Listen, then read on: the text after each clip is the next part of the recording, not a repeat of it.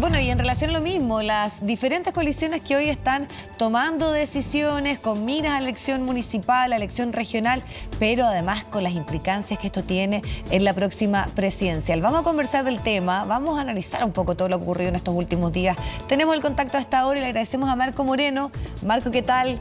¿Cómo estás? Hola Viviana, ¿cómo estás? Mucho saludarte, muchas gracias.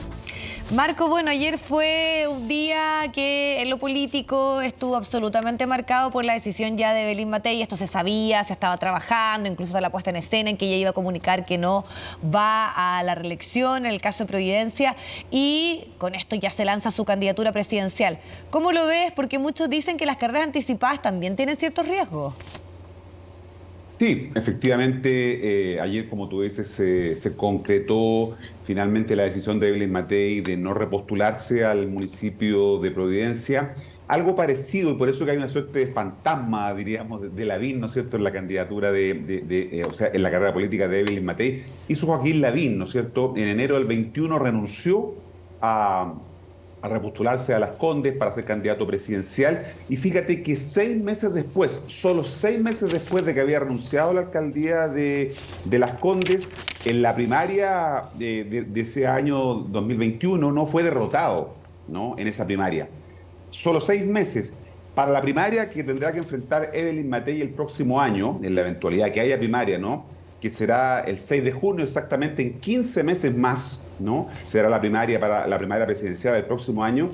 Es un tiempo en política muy largo, ¿no? Y especialmente cuando Evelyn Matei va a dejar de ser alcaldesa el 6 de diciembre de este año, entonces pierde de alguna manera la vitrina de hablar de los temas ciudadanos, los temas que le importan a la gente, y tiene que empezar a hablar, ¿no es cierto?, de los temas que poco le importan a la gente o que la distancian a la gente de la política, que son los problemas de la política, ¿no? Sí. La crítica al gobierno, el cuestionamiento a los partidos políticos. Entonces va a tener que estar varios meses en esa dinámica, cosa que, como te decía, en el caso de Lavín, le jugó una mala pasada, porque tras 6 meses después de haber marcado 46%, un mes antes de la elección de apoyo, ¿no es cierto?, perdió esa primaria.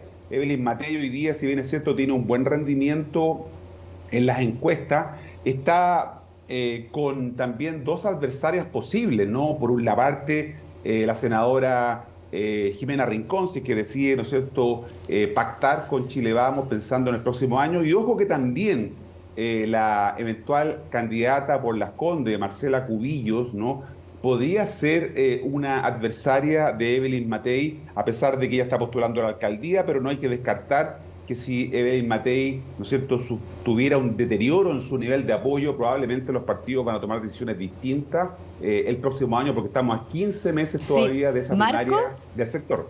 Sí, tú planteas algo que empezó a escucharse, ¿no? Incluso la posibilidad que una figura presidencial fuera Marcela Cubillos. Sabemos que ella, y lo explicitó en una entrevista, incluso con la molestia que esto generó en la propia UDI, ¿no?, decir que su pretensión era la comuna de Las Condes. Pero ¿qué pasa ahí, por ejemplo, con la figura de José Antonio Kast?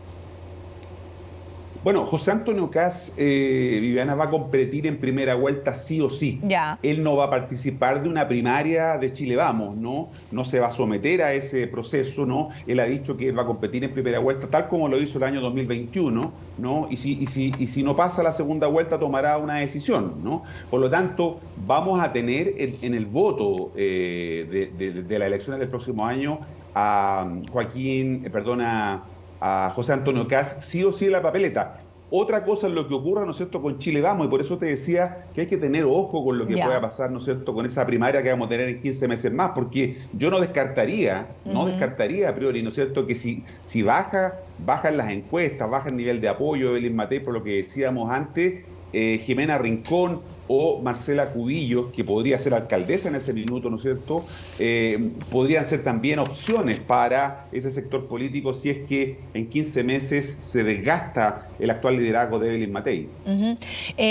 Marco, bueno, tú das en algo que está súper presente en el análisis, que es finalmente el proceso anterior, donde quienes terminan en la final, ¿no?, en esa segunda vuelta, es Gabriel Boric y José Antonio Kast, y cuando antes, si nos íbamos a un par de meses, las figuras que aparecían mejor posicionadas era el alcalde de Recoleta, Daniel Jadwe, y también el alcalde de Las Condes, Joaquín Lavín. Cambió en pocos meses todo ese escenario.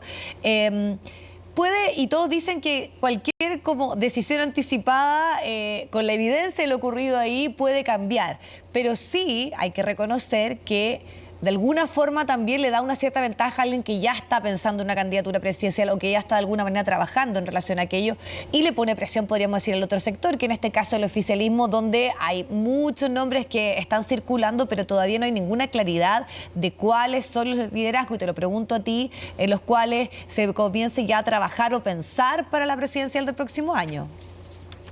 Sí, se ha ido instalando una idea de que es muy difícil que el oficialismo, ¿no es cierto?, quienes actualmente hoy día gobiernan, puedan ganar esa elección de noviembre del próximo año. ¿No? Hay una cierta idea, y así ha ocurrido en las últimas 4 elecciones, Viviana. Las últimas 4 elecciones presidenciales ha ganado la oposición, ¿no? En América Latina, en las últimas 20 elecciones presidenciales que se han verificado en América Latina en los últimos 2 años, siempre gana la oposición independientemente que sea de derecha o de izquierda, ¿no? No estoy hablando en esos términos, sino que gana quienes son los opositores. La pregunta es si eso es suficiente para la derecha hoy día, es decir, suficiente apostar por la alternancia o tiene que ser capaz de ser alternativa de gobierno, que no es lo mismo, ¿no? No basta con ser alternancia, no es suficiente apostar solo a alternancia, tú tienes que ser capaz de presentar una alternativa para el país, y eso es lo que vamos a ver si se estructura en los próximos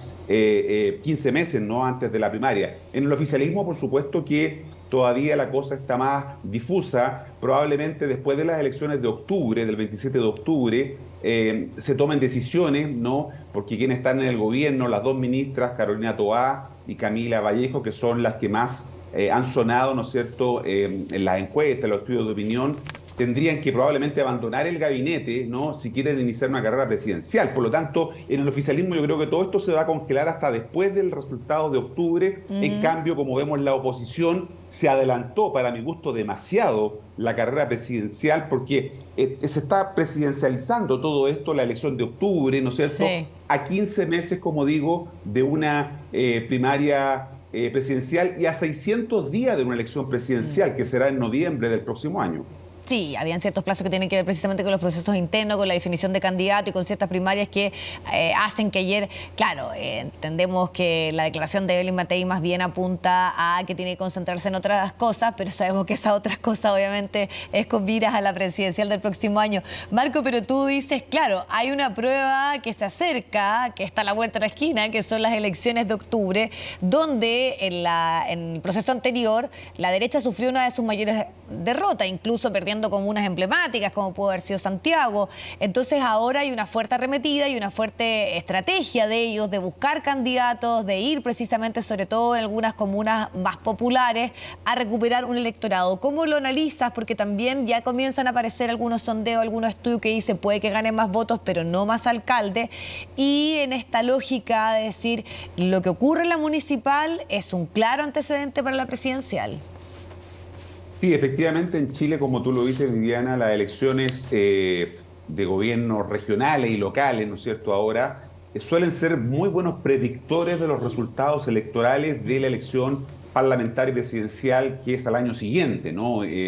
Tenemos elecciones el próximo año, parlamentarias y presidenciales, y los resultados de octubre siempre son una buena base, ¿no es cierto?, para proyectar lo que podrían ser esos otros resultados. Por eso es que los partidos están muy... digamos, en estos días que son frenéticos, ¿no? Como decía Marilú recién, el día miércoles se deben inscribir los pactos para competir en primaria, y por lo tanto para competir en las elecciones del mes de octubre, donde se realicen primarias. En este minuto son los consejos nacionales de los partidos los que tienen que tomar la decisión si llevan o no primaria. Por eso que lo primero es descartar quiénes van a ser los candidatos, y segundo lugar, dónde va a haber competencia. Ahora, hay que aclararles a quienes nos están viendo que estamos hablando de primarias legales y que son vinculantes. Los resultados de esas primarias, que son organizadas por los partidos políticos, pero supervisadas por el CERVEL, son vinculantes para los partidos. Por eso que los partidos tratan de reducir el número de primarias para evitar, ¿no es cierto?, la competencia y el desgaste que esto significa. Entonces,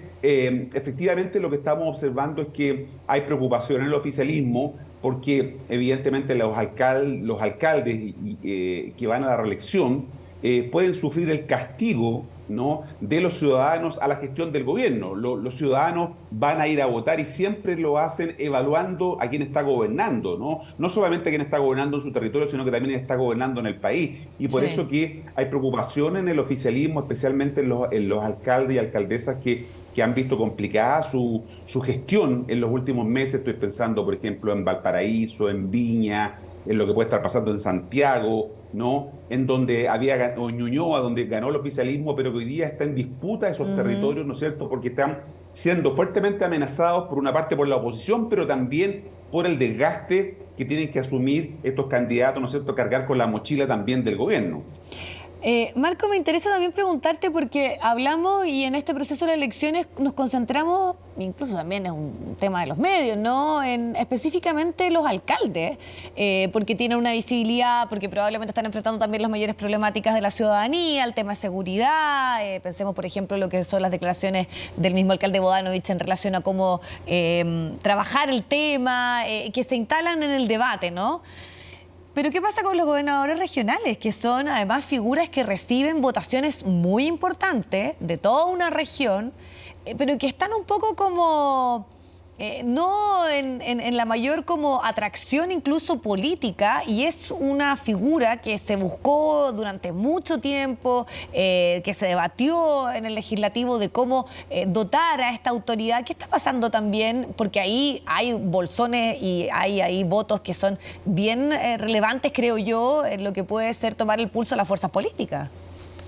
Sí, efectivamente es una elección muy importante, es una elección que se da a nivel regional, como tú dices, se vota para elegir un representante de la región con voto obligatorio en esta elección que vamos a tener en octubre, recordémoslo, y por lo tanto los volúmenes de votos van a ser muy importantes, pero sin embargo todavía no se ha instalado suficientemente bien, diría yo, la figura de los gobernadores en nuestro país, ¿no? Entre otras cosas porque estamos en una crisis de seguridad, ¿no? Y esa competencia, la que tiene que ver con los temas de seguridad, es precisamente la competencia que los gobernadores y gobernadoras no tienen. Por eso nosotros siempre vemos, ¿no es cierto?, a los delegados o delegadas presidenciales hablando, ¿no es cierto?, de cuestiones vinculadas con la seguridad y el orden público, porque es una competencia que todavía no ha sido traspasada a los gobernadores. Pero en segundo lugar, Viviana, porque a propósito del caso Convenio Fundaciones, ¿no?, que golpeó fuertemente al oficialismo con acciones de corrupción, muchas de estas tenían que ver con falta de control, muchas veces tenían que ver con incapacidad de los propios gobiernos regionales para haber evitado, ¿no es cierto?, o puesto mayor atención a lo que estaba ocurriendo con esa transferencia de recursos. Ellos podían transferir directamente los recursos y, como hemos visto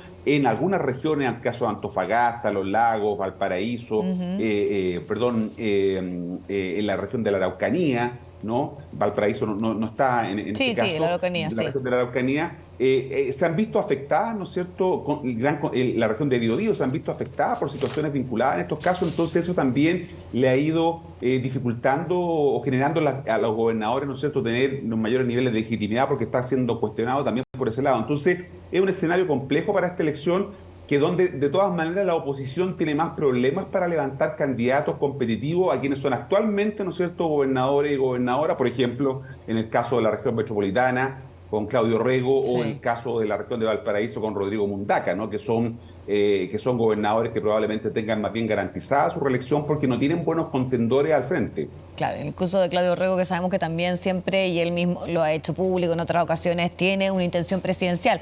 Pero entonces, a modo de resumen, ahí tú dices que el foco va a estar y la apuesta sin duda en las alcaldías, más que en los gobernadores regionales, por parte de lo que tú analizabas, y que eso finalmente se puede a esta altura anticipar un poco si esta estrategia desde la derecha de ir precisamente a recuperar comunas emblemáticas va a tener ciertos efectos, y cuánta presión también le pone el oficialismo, ¿no? Lo que tú decías, de repente algunos liderazgos un poquito más desgastados, y en esa clara conexión con lo que puede ocurrir también en la presidencial.